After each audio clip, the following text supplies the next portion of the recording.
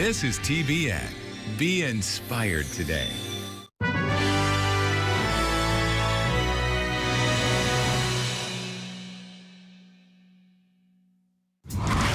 on Huckabee, Rick Grenell talks political bombshells, NFL star Benjamin Watson and his thought-provoking new film, Sean Spicer on Leading America, and country star John Rich performs his latest hit.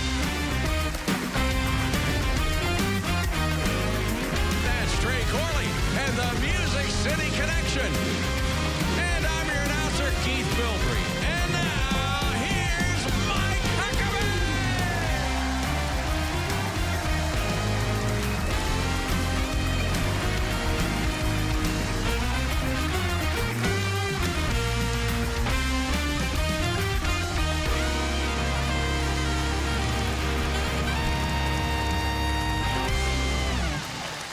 Thank you and welcome everybody.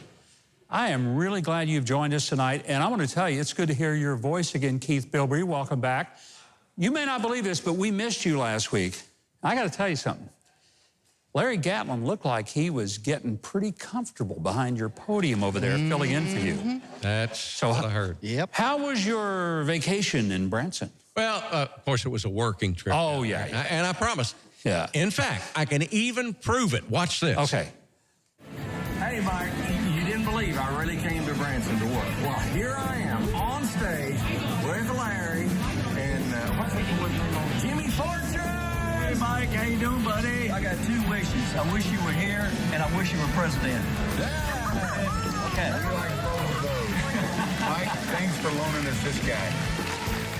Oh, that was great. So you really did do that. And I wanted to tell you, it's nice to see those guys. Love them all. But I guess you're maybe off the hook for taking a week off. We'll let you do it. Okay. Oh, thank you, Governor. Yeah.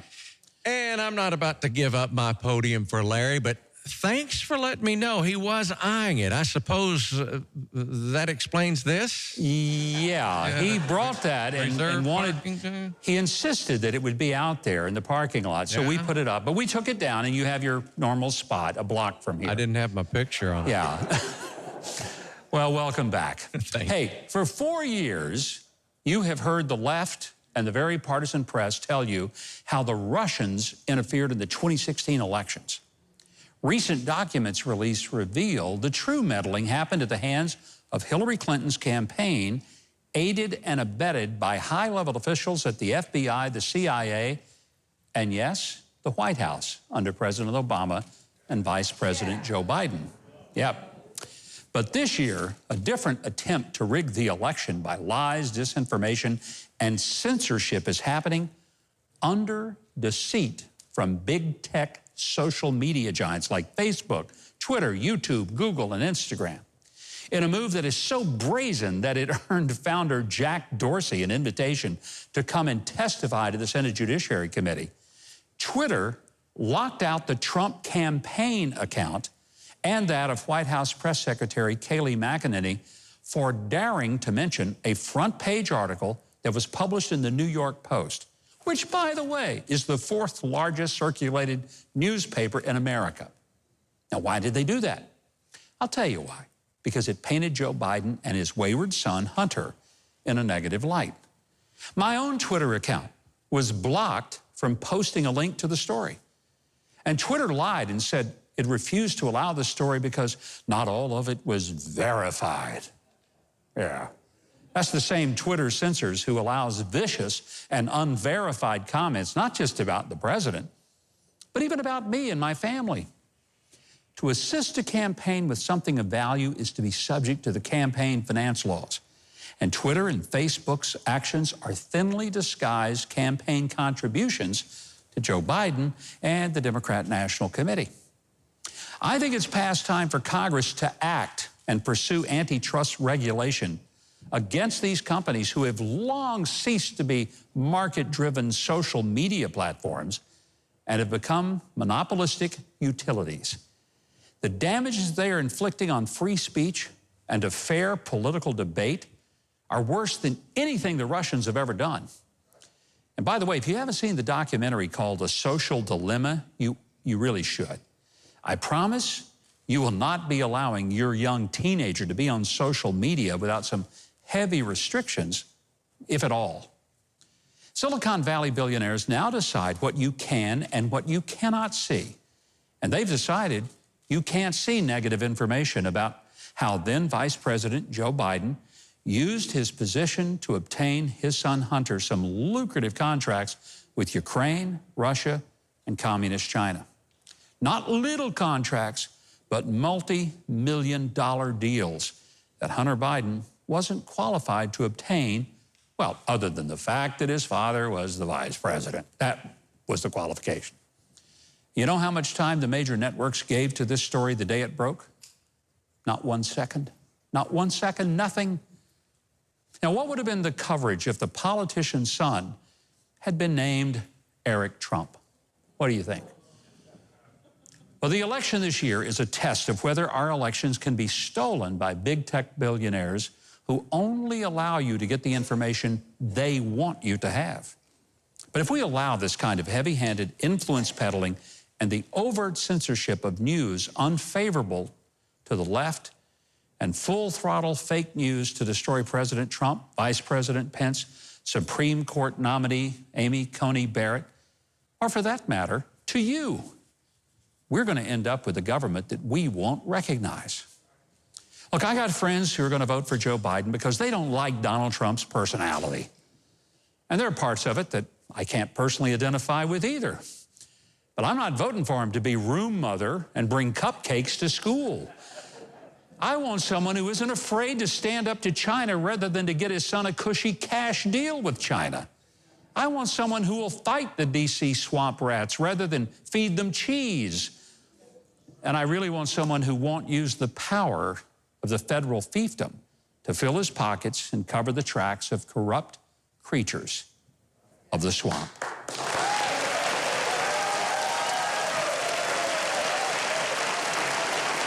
Rick Grenell spent years at the U.S. State Department before taking a role in the Trump administration as U.S. ambassador to Germany, which is the most important European assignment because it's strategically positioned to coordinate all of our European policies.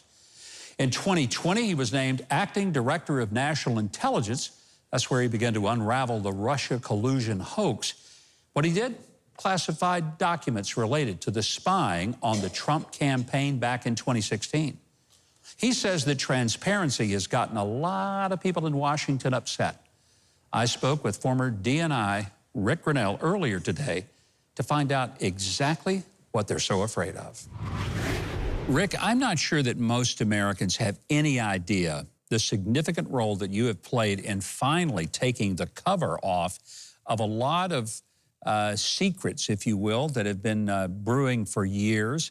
When you were director of national intelligence, you decided to declassify reams of material. My first question is this. Rick, how come the previous DNI did not do what you did? You know, I have to say that anyone who would read the material and see what was being classified and see what was being held by the intelligence community and then compare it to what people were spinning and saying on the outside, I felt right away that the American people deserved the transparency and deserved to know the full truth and that they weren't getting the truth. This is, I think, the system in Washington, D.C., Governor. We know that the types of people that live in Washington, D.C., you know, the reporters, the lobbyists, the politicians, they all live, work, go to church, go to school, see each other at restaurants. They're all interdependent upon each other. And I think that we no longer have a system where it's Republicans versus Democrats so much. It's really a system where it's this Washington, D.C. insider versus the outsiders. And when I read the information, it felt like the outsiders needed to see the real information because they were being duped. You really did, though, take the lid off. And I want to say, I just don't think Americans appreciate the significance of what you did, because one of the things that was revealed was that all of this whole thing about the Russia collusion was an absolute fabrication that was started by the Hillary Clinton campaign in the summer of 2016. We went through years of investigations and Adam Schiff beating his chest and having an impeachment trial for something that should never even have happened. So why didn't the Washington press corps at least acknowledge the truth? I find that hard to believe. We have a whole group of national security reporters in Washington, D.C. that are highly political, that are all about politics first. And I think this goes to this idea that they all live and work in Washington, D.C. You know, we collectively and jokingly call it the swamp, but I think that that's what it is that the people who live and work and depend on each other and want new jobs and social status all can't really speak out. But here's the good news, Governor. We did have some career intelligence officials who early on in 2016, early on in the process, in the very beginning of the process, said, this is Russian propaganda. This is not true. And Hillary Clinton and the Steele dossier people are using this propaganda and pretending like it's the truth. And so we can be proud that we did have some career intelligence officials who raised early red flags. The problem is that they raised those red flags and then were promptly ignored by the political people above them. And their words were classified and pushed away, which is this classic game that the intelligence community can play, which is to say, that's classified information we can't tell you, or they classify certain information that protects the intelligence agencies, doesn't protect sources or the methods that we use to get that information. It protects the PR angle for many of the intelligence agencies. And I think that the American people need to have faith in their intelligence agencies. And the way that they gain that faith is to be confident that those on the inside are doing their job, and that's where transparency comes into this. Well, we can hope that there's going to be some accountability. I mean, from the FBI, the CIA, from people inside the Obama White House. One person that's been somewhat of a surprise who continues to stonewall is Gina Haspel, who is the director of the CIA. Who's she covering for? Let me just say this, because I think it's really important. Transparency is not political. Transparency is not for Republicans or Democrats. Transparency is what the American people want. I will give you that it's a rare thing in Washington, D.C., so the people who live and breathe in Washington, D.C. are afraid of it. They're afraid of it for a variety of reasons because they will be held to account. And also, I have to say, that we have a press corps that only deals in black and white right now. There's no nuance, there's no gray. We can't have two things being equal or, you know, we have problems with anyone who tries to be thoughtful on these issues.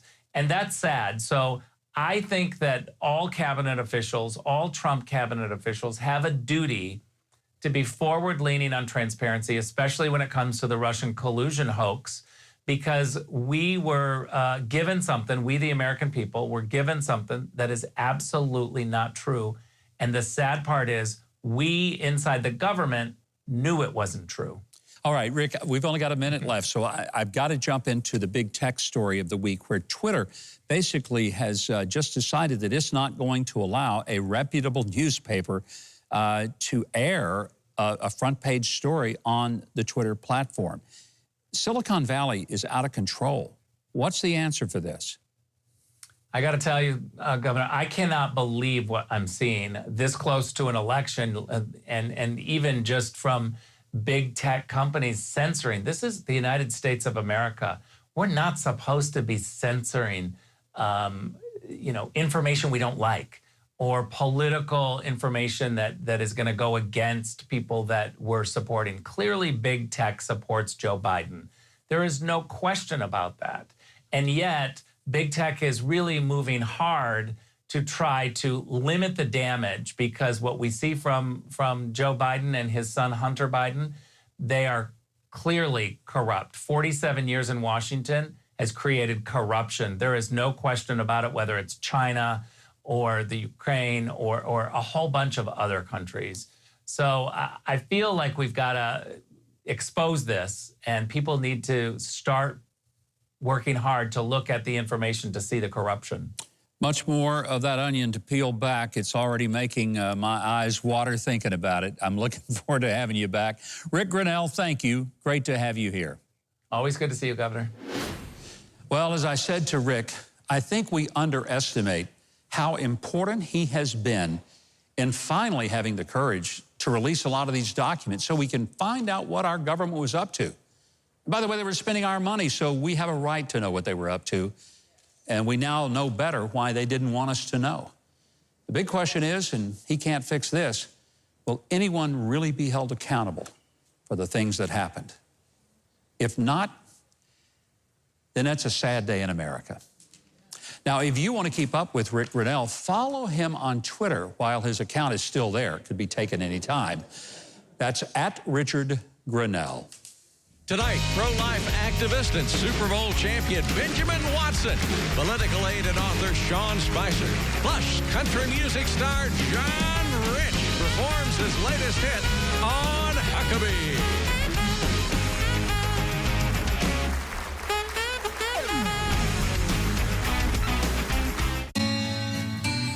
Hi, I'm Holly Wagner, and my husband and I pastor Oasis Church in Los Angeles.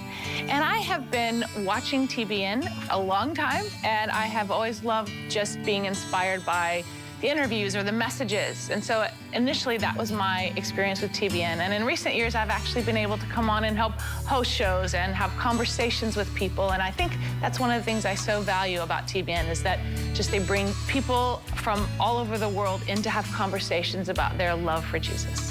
It's just exciting, the ground that's being taken and where the direction that TBN is taking. I think there's a commitment to reach a generation, a young generation, and bring them along the journey, surrounding them with the wisdom of the older, and bringing a younger generation along. So I'm so excited at what's happening and just the future of TBN, and I know that the best days of this network actually are ahead. Go to MikeHuckabee.com and sign up for his free newsletter and follow @GovMikeHuckabee on Twitter.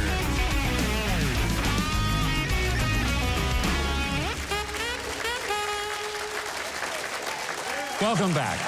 Benjamin Watson rose from college football standout to Super Bowl champion with the New England Patriots. He's now an author, speaker, philanthropist, father of 7, and executive producer of an important new documentary on the always controversial subject of abortion called Divided Hearts of America. Please join me in welcoming Benjamin Watson.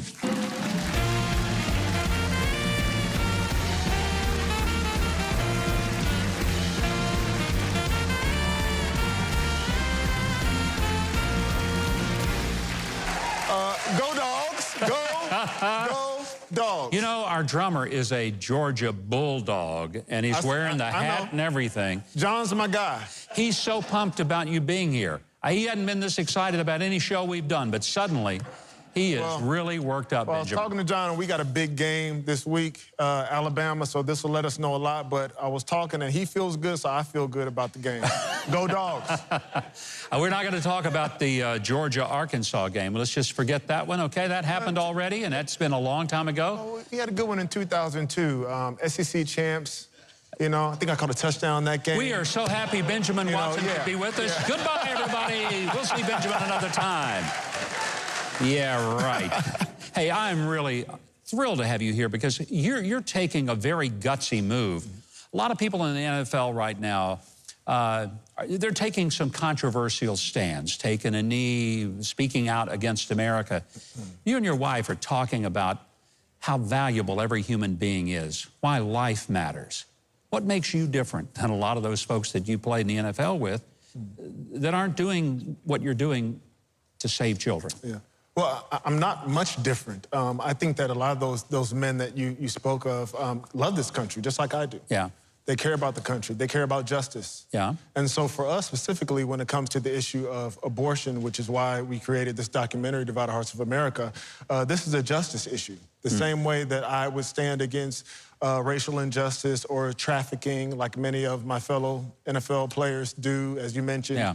That's why we feel like we need to be involved with this, because justice is about protecting those who deserve protection, which Are innocent children, are there mothers that are making these decisions, as well as punishing those who deserve punishment? And so that's why we made this documentary, because this issue is dividing America in a way that none other really has, and it's about life. It's about people creating the image of God.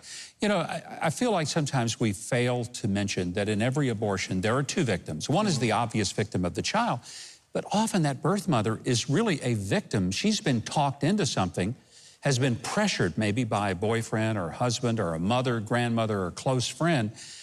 And then later, there's an enormous pressure, often deep, deep guilt. That person needs love, needs forgiveness, needs compassion. And I know that's one of the things that you want to convey in your message. Of course. You know, a lot of times we talk about the conviction when it comes to these sorts of moral issues or life issues. And it's important that we never change our stance when it comes to our convictions or the truth. But how we deliver the truth in love is vitally important. Yeah. We are to be people that have conviction with compassion. And speaking with mothers who are post-abortive or fathers who are post-abortive, those who have been involved with these types of decisions, the last thing they need is for someone to heap more condemnation and judgment upon them. What they do need, however, is love. They need people to tell them that they can do it, that they have what it takes, that there are men that, you know, you need to stand in the gap for the women that are bearing your children. And so that's a challenge really to all of us who consider ourselves to be advocates for life. We must never sacrifice our conviction, but how we portray that, how we extend that to other people is vitally important. I want us to play a little clip from Divided Hearts of America so our audience will have a chance to know exactly what Benjamin is up to in this film. If we look at the history of abortion laws, it's always been predicated on when a human's life begins. There is no personhood under law for fetuses. We don't have that in this country. People were saying, wait a minute, do they really kill babies? I said, hey, it's called infanticide. It's important that as African Americans that we truly understand the history of abortion. In New York City, the home of Planned Parenthood, for decades more black babies have been aborted than born alive. For decades. Abortion is targeting Black America. That's not an accident. That's genocide. Wow, Benjamin, that's powerful. It's genocide. I mean, it's not just an occasional thing. 60 million unborn children have died since 1973. That's overwhelming when you stop to think about how many lives never got to see the light of day. And it's not just those lives, Governor. It is the lives that came after them. Yeah. You know, when we talk about killing one individual, we're not talking about that individual only. We're talking about all those who may come from that individual. And so when you look at 60 million, it seems like a number that is so large. How do we deal with that? Well, we do it one person at a time. We do it one woman at a time. We do it by challenging one man at a time. We do it by bringing awareness, by bringing love. We do it in the political realm. We also do it in the church. Yeah. 4 in 10 women in the church are post-abortive. And so these people are in our churches. They have value. They're in our political realm. They're men that were in the locker rooms with me. They've been involved. This is something that touches all of us, but so many suffer in silence without people reaching out to them and claiming the fact that they still have value no matter what they've done in their past. I'm so proud of you for putting a film like this together for people to see it. A lot of people will watch it because they know you. You're a hero to a lot of people because of your sports life. But for you to take your platform and to help people to realize the power of personhood, it's just extraordinary. And I want to say thank you, Benjamin, for doing that. And I want you to learn more about Divided Hearts of America and all of the activities of Benjamin and Kristen Watson through their books and other projects. To do that, visit thewatson7.com. You know, I told you before, they got 7 children. So that's where it comes, thewatson7.com. Now, to stream the film on demand, go to salemnow.com, salemnow.com. Coming up, political insider and author Sean Spicer and Huck's hero Charity Keener. More Huckabee is on the way.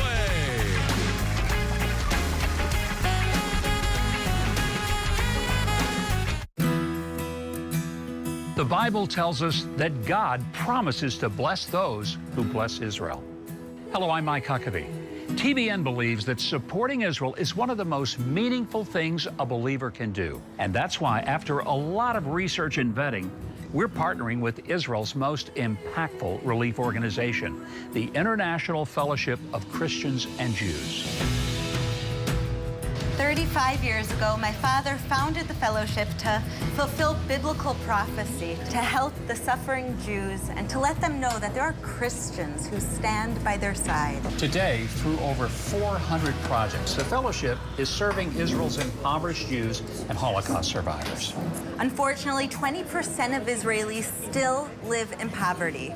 But as you can see, we're working hard to help them. Please call or go online right now, because your gift of $25 helps provide soup kitchens like these and so much more for the blessing of God's people here in Israel. Isaiah 58 reminds us to feed the hungry, to clothe the naked, to house the homeless, and thankfully we do just that because of generous friends like you. Food, housing, medical care, bringing home the displaced, it's all part of the fellowship's mission. I love traveling the streets Jesus once walked and bringing the least of these the hope and joy that the fellowship provides. Hi, Sarah. Shalom. Hello. Shalom. Shalom. This is Sarah. She's 81 years old, and she fled persecution in Iraq. And if it weren't for this food box, Sarah wouldn't eat today. You can bless people just like Sarah. Your gift provides food, medicine, and comfort to God's precious people. Please call or go online today. Still to come, country star John Rich performs his new hit single, Earth to God.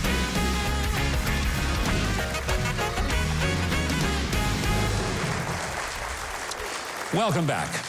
How about a little hand of applause for this great band over here, Trey Corley and the Music City Connection.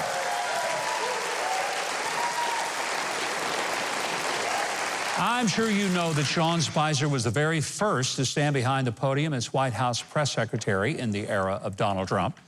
He was my daughter Sarah's predecessor, so I kind of know what I'm talking about when I tell you that is one hot spotlight to stand in.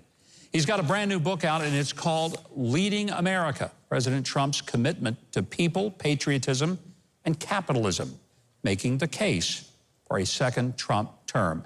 Please welcome back to the show our friend Sean Spicer.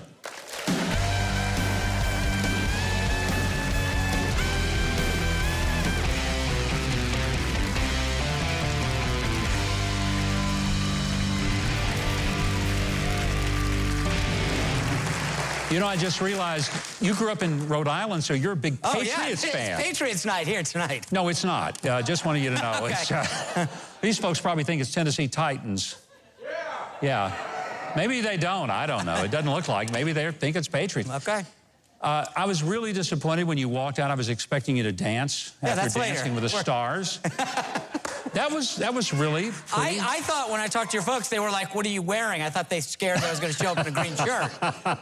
Listen, that green shirt was great. I told you before, every week you were on, my wife texted everybody in our family and said, every one of you, vote for Sean 3 times. Do it. And then she'd text back and say, did you vote for Sean? If you didn't, you better do it right now. If we could only run campaigns like we ran that one, you know, we would. It was pretty impressive. It was. Thank you. And thank to her and everybody out there. I, honest to God, when I did that, I thought this will be fun for a couple weeks. And the next thing you know, I'm in the quarterfinals of a reality show for dancing, which, you know, isn't that big of a deal unless you actually saw me, and then you're going, how did he get that far? They said that about my political career. No. I know about your political career. You earned that. I went out and hustled for votes, and it was unbelievable. And, you know, every week when they called me safe, it was 9 weeks on the show. And I'd get the scores, and they'd be like, 2, 1. And then, you know, at one point, I think it was Bruno or Len said, every week we throw you out of the boat and the viewers pull you back in. And I thought, thank goodness. Yeah. But it was amazing. Well, I'm glad you had a good time with it. You know, you have to be a good sport to do that kind of stuff. Yeah, I mean, look, you know this better than anyone. Having a sense of humor in this business is important. But, you know, it was funny. I was listening to your monologue, and you're absolutely right. The headwinds that we face as conservatives, when you look at these major institutions in society, big tech, press, you know, Hollywood, education and academia, it's all against us. And I think that we need to know how to go out and fight, to offer alternatives, to do so in a compelling way.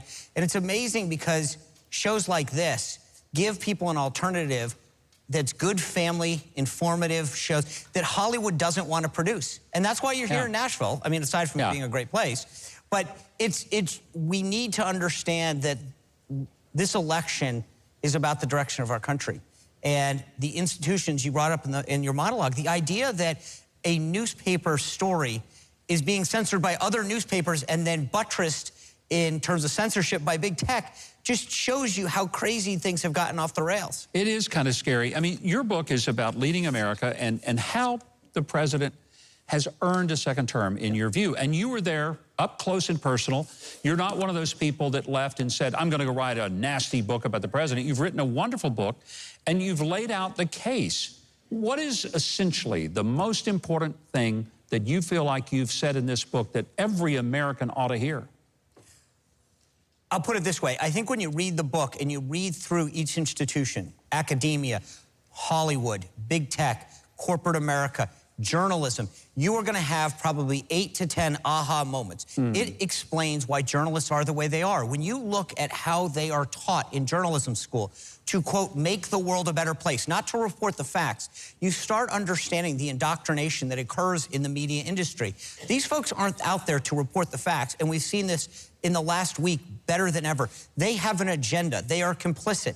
And once you understand how they've been trained, who their mentors are, what the course curriculum is, then you get it. But the beautiful part about the book is that I talk about ways that we as conservatives can break through this. There's a movie called The Chosen. It's about the life of Jesus Christ. It's a family series that was crowdfunded.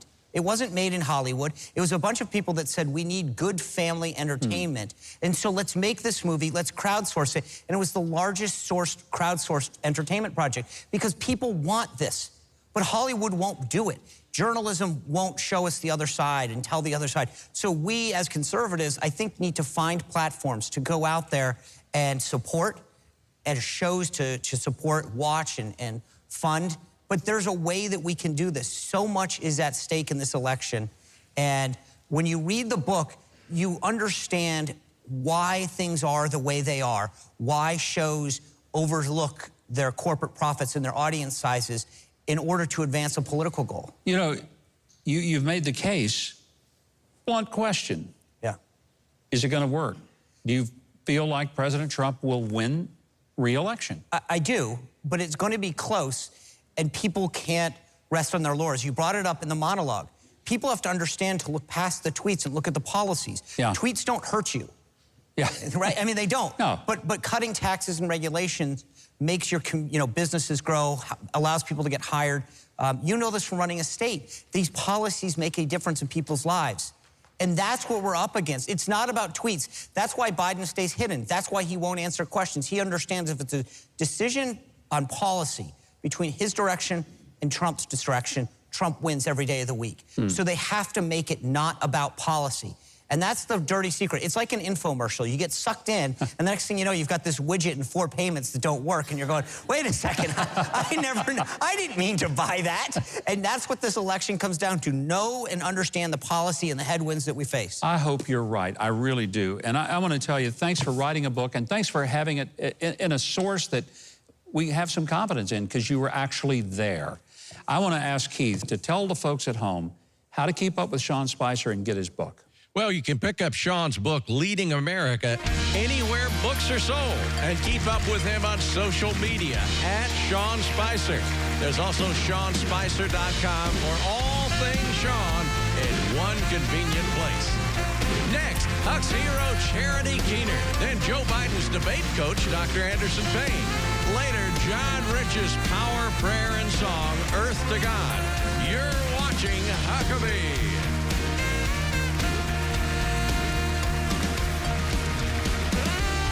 Governor Huckabee, this is Franklin Graham.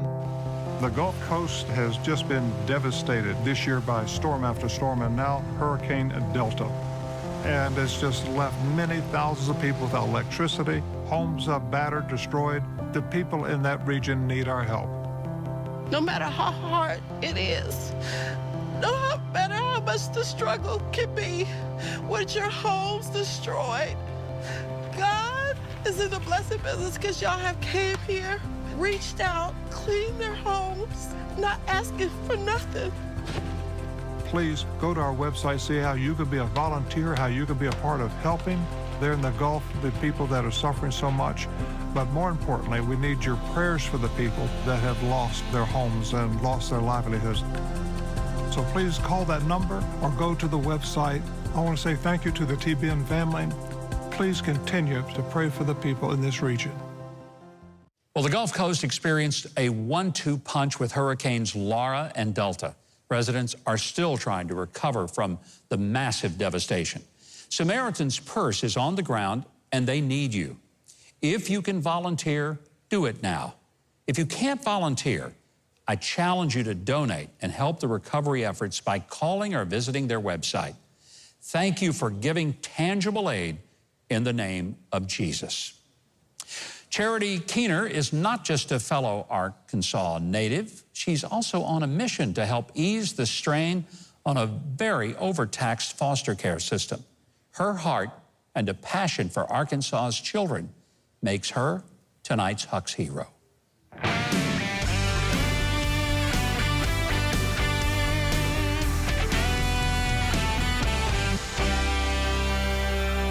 In Arkansas, there are 4,444 kids in foster care, and we only have 1,500 foster homes. One of the highest meth problems in the nation is right here, so unfortunately that causes some serious problems for children find themselves in a pretty dangerous, desperate situation. It's so traumatic. You can just imagine if you're a kid, you're being jerked away from your parents, you're being placed with strangers. They're going to be taken care of, but invariably, every kid wants to be with their parents. And the hardest thing to do would be to find a location where that child could thrive or even exist for a while, because there weren't very many places. A lot of times they do not have supplies. Their clothing they may not have except what they got to wear out of their house. Our community has come together to provide extra for those students who come in our school. DHS does the best to try to keep the kids together, but a lot of times we'll see sibling groups that are removed. I've had them as much as 8 kids in a sibling group removed at one time. And that's why projects like the House of Hope are so important. The purpose of the House of Hope is to enable people to foster. This will provide a home for them rent-free so that children can remain in a stable home within their own community. And that's what was such a big part of Charity's vision, was keeping the family together, because sometimes when they have nothing but each other, just having that means a lot. Charity is the founder and president of Restoration Conferences. And we want to say thank you, Charity, for being here tonight. So happy to have you in the work that you're doing. What is the personal connection that you have, and why does it matter so much to you about these foster kids? Well, Governor, I was never personally in foster care, but I should have been. It's just that no one realized the situation that I was in. I was in a home where drugs and alcohol were prevalent, prostitution, promiscuity, abuse like many can never imagine. I was beaten till blood ran down my legs. I've seen guns held to people's heads, people shot at, drug use at the kitchen table. And I relate to these kids. You've started an organization where kids have an opportunity to be in a home where they're safe and where they're loved. 2 things that every child ought to have. I can't imagine that anybody would disagree. I don't care what your politics are. Everybody says a kid ought to be safe and ought to be loved. Absolutely. So tell me about the home, because that's one of the big needs you have, is to get the funds to finish this home. This is a first of its kind project. It has never existed anywhere. And the first need is to finish the work. And obviously this year has been very difficult. It's been difficult to gather volunteers because of COVID. And then, of course, my mom was on a ventilator, my adoptive mom, who was my pastor. That's another reason for all of this. She rescued me from an abusive situation. She was on a ventilator, and I've been taking care of her. And then, of course, we host events to raise money to finish the work, and that hasn't been an option. So the home is first and foremost, and then we need a Boys and Girls Club in our region to help take care of kids after school and such. We need a home for kids who have aged out of care. So there are so many needs that will completely turn our situation for our community around. You know, the reason we wanted you to be our Huck's hero tonight is because we really appreciate the fact that you are doing something in your own community. It's not something that's happening way off somewhere. It's happening where you live, and people are in desperate need of what you're doing. And Charity, thank you for sharing. Thank you for letting us put a spotlight, and I hope people across America will join in helping you. Now, if you'd like updates on Charity's mission, if you want to donate and help finish the House of Hope, I'm sure Charity would be thrilled to hear that. Here's what you do. You visit restorationconferences.org. And that's conferences with an S at the end.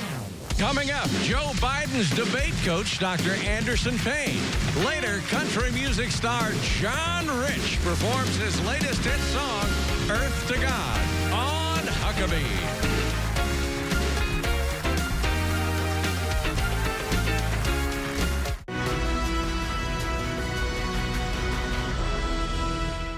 We are in Dubai, United Arab Emirates. What we're wanting to make sure that the TBN partners know is that we have a absolute amazing strategy to bring Jesus to this part of the world. 800 million Islamic Muslim people can hear the message of the gospel in Arabic, Urdu, Farsi. We are now connected in the Turkish language, completing the 4 major languages of the Middle East. We cannot do this without you. It's you and I going together. We don't want only to preach the good news, but also we want to disciple people into the kingdom. Religion is bondage, and Jesus is freedom.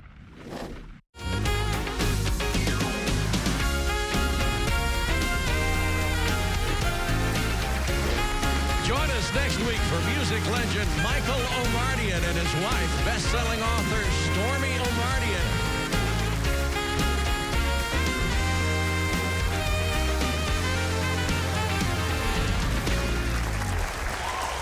And welcome back. Now, my next guest just might have the most challenging job in today's world. We're very happy to have him here. He's a presidential debate coach with a combination of scholarly expertise and a deep understanding of the political world. He's right in the heat of the current battle. He currently serves as Joe Biden's debate coach. I want you to welcome Dr. Anderson Payne from Joe Biden's alma mater, Delaware State University. Dr. Payne, welcome. It's good to have you. I'm delighted that you accepted our invitation to come. Well, I do have to say that I feel like Benedict Arnold at the 4th of July celebration. But I am glad to be here. I'm glad to be really anywhere. Well, we're glad you came because, you know, a lot of times it's hard for us to get people from the other side. And especially, it's got to be a challenge. Let's be honest. I mean, Joe Biden has had a little bit of a tough time with what most of us would call gaffes. How do you help him to get through those moments when he seems to forget what he's trying to say? Well, it's a two-pronged issue in terms of, well, everything, what we have, and I guess really has that to a notion with at the beginning. But from there, it changes over, what I wouldn't say change, I did, but I would imagine it a further indication of where we're going. So that in itself is, as a, something. You know, the former vice president has certainly had challenges communicating. I mean, this is your area of academic expertise. You teach this at the university level. What advice do you try to give him in terms of honing his message, making it clear, razor sharp? Well, I tell all of my clients, well, not all of them, but generally, my philosophy is fake it till you make it. Now, let me explain that.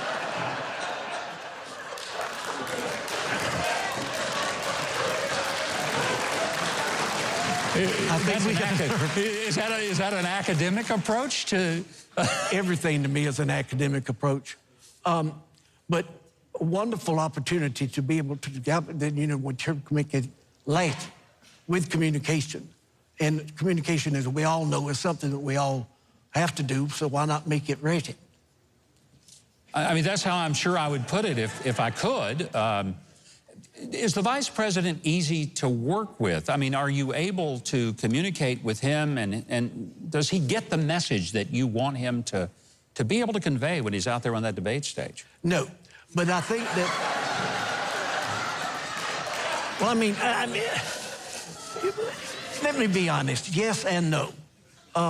I don't want to sound like what we have, and I guess really has that to notion, but I think, I don't, but I know people who do, that there's a reason for what we have, and I guess, so yes. I think it's probably time I let the audience in on what they probably have figured out. Dr. Anderson Payne is really, in real life, Durwood Fincher, and he is known across the world as Mr. Double Talk. He's been doing it for years, entertaining, and he has spooked you tonight.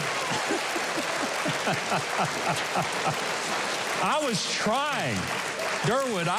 trying to hang on and not break character, but you make it hard, my friend. Don't y'all love this guy? He's such a wonderful... He's such a wonderful Richard. You do what we had inspired to what we have.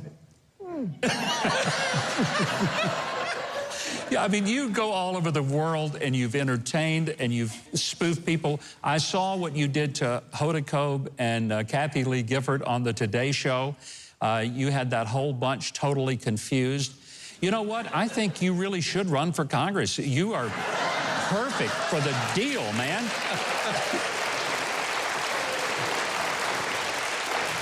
I appreciate that, but there's one thing that just scares me to death, and that is, I'm afraid I'd win. By a landslide. You know what? You couldn't do any worse than what we got. And your speeches would be so much more entertaining than some of the ones that we hear. And also, you've got to remember, actually, I like it that, you know, what we have, and I guess really what to I think I've already said that, though. I don't want to repeat myself. Oh, I got to tell you, it has been so much fun having you with us, Durwood Fincher. And with you, you know, we get 2 guests for the price of 1. So we want to express our thanks to you and your alter ego, Dr. Anderson Payne. And if you want to keep up with Durwood Fincher, or if you want to have him come to your community or your corporation and group, he does this all the time, all over the world. Go to doubletalk.com and check him out on social media. I love this guy. He's so much fun to be with. Don't you go away. Coming up next, country music's John Rich performs his prayer and song, Earth to God, here on Huckabee.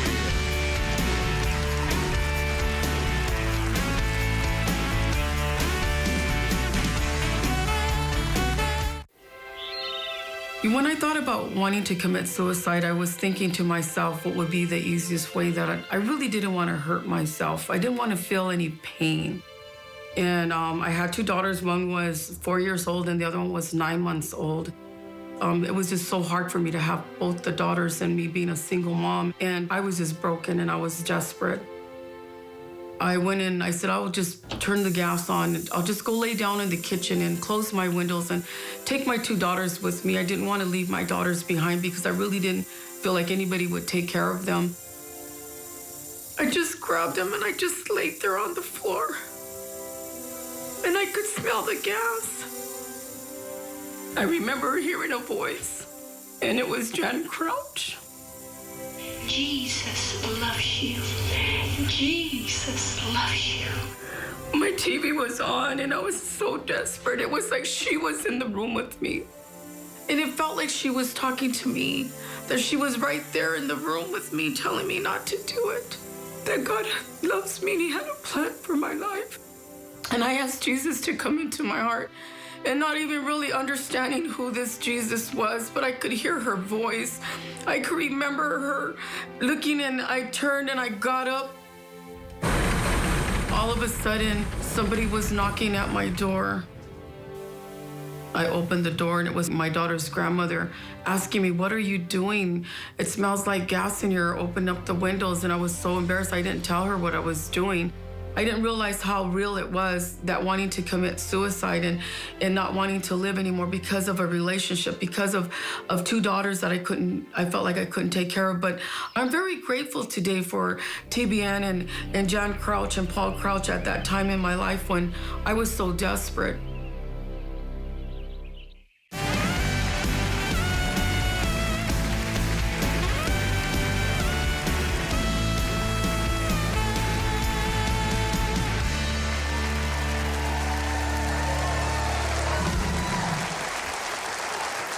Welcome back. We are so very happy to have John Rich here. He is a multi-platinum singer-songwriter. He's the host of Fox Nation's The Pursuit. He's one half of the super duo Big and Rich, and he's a really good friend of the Huckabee Show. First time I heard this new single of his is called Earth to God. I turned to my wife and I said, "Janet, wow." And she said, songs like this come into existence once in a generation. It is that powerful a song. And I think people, when they hear it, they are moved and their reaction is exactly the same. Earth to God debuted a few weeks ago in Washington, D.C. at Prayer March 2020. It aired here on TBN. And immediately the song hit #1 globally on iTunes. Welcome back to the show. A dear friend and a great, great guy, John Rich. Thank you, John. Thank you. Was this song one of those that just came to you in a moment of inspiration? Was it just almost overwhelming to you? I mean, because it's so powerful. I've written a lot of songs in my life, over 2,000, somewhere in that range. And I've never had one come to me like this. I was not in the mood to write a song. I was not setting out to write a song or thinking, like that. I was just watching the TV and looking at that chaos and looking out my own window and seeing that things are out of our control. And by our control, I mean mankind's control. Yeah. And this thought came into my mind. I wonder when the last time the whole world had the same problem at the same time. Maybe COVID-19, right? The whole world's got that problem. Yeah. So it's probably Noah's flood was the last time. Probably was. Yeah. And I thought, that's an astounding thing to think about. And so I went a little deeper with that thought, and I went, we're so divided right now in our country and around the world. What do we have in common anymore? Well, I guess what we have in common is that threat is what we have in common. And it's time we reach back out to God. Earth should send an SOS to God. I had this picture of like an old World War II guy at a CB radio hitting it and going, "Earth to God, come in, God. Earth to God, come in, God." And what does Earth want to hear God say back? This is God, come back, Earth. Wow. That's what we want to hear. I think the profundity of the song is what makes it so very powerful. And the first time I heard it, I had that reaction of that this was not a song about politics. It wasn't a song even about music. It wasn't a song about divisions or race or economies. It wasn't about country versus country. It was the world collectively falling on its knees, recognizing we're in trouble. And we don't have but one solution. Well, man cannot fix mankind's problems. That's a fact. Yeah. And I'll tell you this, Donald Trump can't fix them, and Joe Biden can't fix them, and I can't fix them. Man cannot fix mankind's problems. Only God can do something as big as that. And people have asked me, well, do you think God knows what's going on this earth right now? Yeah. I said, well, it says in the scripture that he knows how many hairs are on your head, and he knows when a sparrow dies and hits the ground. He knows the most minuscule details of everything going on our planet. So, of course, he knows what's going on. We just haven't talked to him in a while, and that's what this song is all about. One of the things I love about what you're doing with the song, 10% of all the money that you receive from the song is going to Samaritan's Purse, one of our favorites here at the show. Yep. What Franklin Graham and the people at Samaritan's Purse do for hurting people is amazing. So it's an opportunity to help Samaritan's Purse. But I'm sure you're even amazed at the reaction the song is receiving around the world. I'm encouraged by it. I didn't write this song to be a hit song or to win an award or anything like that. I honestly felt like I was a conduit, like I didn't even write it when 30 minutes it took to write this song. And I looked down at it and I went, what just happened? I honestly felt like he just put it on me and I was the conduit, and I hit the page with the pencil and there it was. And I feel more like a guy delivering a message more than an artist singing a song at this point. Well, brother, you are delivering a message with this song, and I want our audience to hear this powerful song. So as John gets ready to sing Earth to God, Keith is going to tell you how you can connect with John Rich and this phenomenal piece of music. You can get John Rich's Earth to God at iTunes and everywhere music is sold. For more information about John's music, his projects, and to connect with him on social media, please go to johnrich.com. Also, John will be co-hosting a Fox Nation post-debate show this Thursday. Check it out on Fox Nation and all their social media platforms. Now, here to sing Earth to God is John Rich.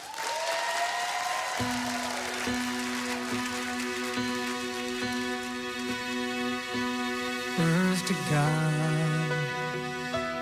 come in God. I know you're there, hearing our prayers wherever you are. We need you now to send your love down. Take away the pain in your holy name. We ask this now. We need your light, we need your love to heal the world you made. And save us now in our darkest hour with your amazing grace. Earth to God.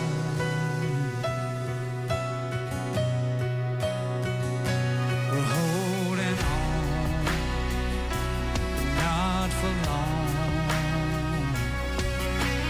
Pull us all close to the Holy Ghost and keep us strong. We need your light, we need your love to heal the world you made. And save us now in our darkest hour with your amazing grace. Earth to God, come in God. Earth to God, come in God. Earth to God, come in God.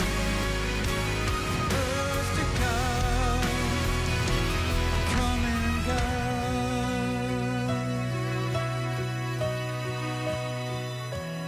Earth to God, come in God.